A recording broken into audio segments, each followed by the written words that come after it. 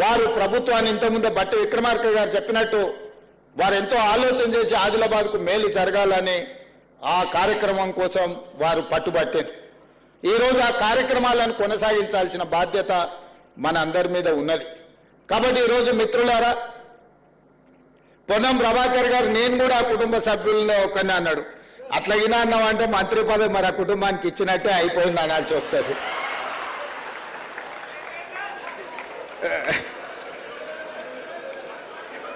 ఓకేనా?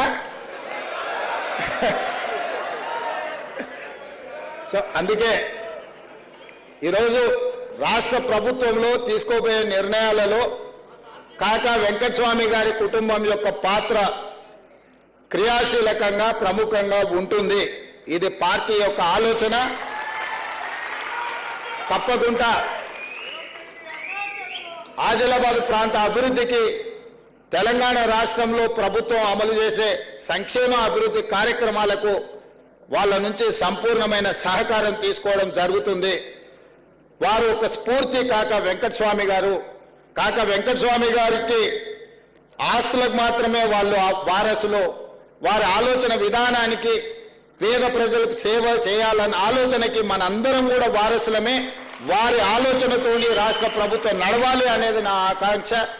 పేదలకు అండగా నిలబడ్డప్పుడే మన పట్ల ప్రజలు సానుభూతి చూపిస్తారు.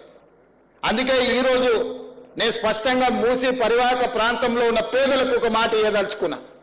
మిమ్మల్ని ఎవరిని నిర్వాసితులను చేయము, మిమ్మల్ని అనాథలను చేయము.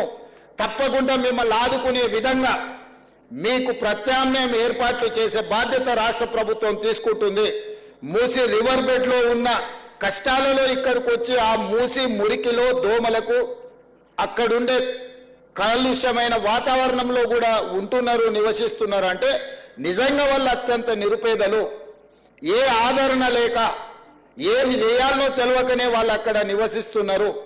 బఫర్ జోన్లో ఉన్న వాళ్ళు కూడా డబ్బులు ఉన్న వాళ్ళు కాదు, వాళ్ళు పేదవాళ్ళు. అందుకే మూసి రివర్ బెడ్లో ఉన్న వాళ్ళకు కానీ బఫర్ జోన్లో ఉన్న వాళ్ళకు కానీ తప్పకుండా రాష్ట్ర ప్రభుత్వం ప్రత్యామ్నాయం చూపిస్తుంది. పేదలకు నిలువ నీడనివ్వడానికి ఒక నిర్ణయం తీసుకున్న కాకా వెంకటస్వామి గారి జయంతి సందర్భంగా నేను చెప్పదలుచుకున్నా, మీరు ఎవరైనా రెచ్చగొడితే వారి మాటలు నమ్మకండి. ప్రభుత్వానికి ఒక స్పష్టమైన విధానం ఉంది. ప్రభుత్వం మిమ్మల్ని ఆదుకుంటుంది. వాళ్ళు వీళ్ళు వచ్చి మాటలు చెప్పిన వాళ్ళు వాళ్ళ ఫామ్ హౌస్లను కాపాడుకోవడానికి మిమ్మల్ని ముసుగుగా రక్షణ కవచంగా వాడుకుంటున్నారు తప్ప మీ ప్రయోజనం కోసం కాదు.